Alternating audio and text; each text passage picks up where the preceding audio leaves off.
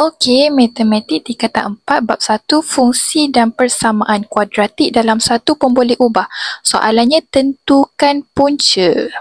Dia suruh cari punca. Punca bagi persamaan kuadratik. Okey, pertama sekali kita tengok ni. Persamaan yang diberi adalah x kuasa 2 tolak 3x tolak 10 sama dengan kosong.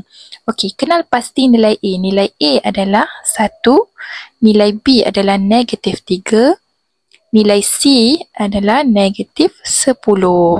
Saya nak tunjuk cara menggunakan kalkulator. Okey, mula-mula sekali kita kena tekan menu.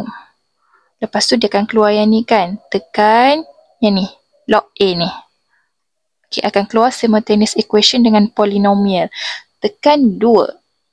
Okey, degree 2 hingga 4 kan? Kita tekan 2. Okey, masukkan nilai A. Nilai A kita adalah 1. Okey, tekan sama dengan. Nilai B kita adalah negatif 3. Negatif 3 tekan sama dengan. Nilai C kita adalah negatif 10. Tekan sama dengan.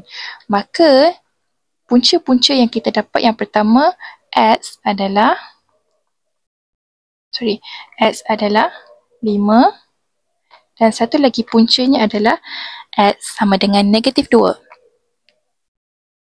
X sama dengan negatif 2. Boleh? Okey, cuba komen dekat bawah jawapan bagi soalan B.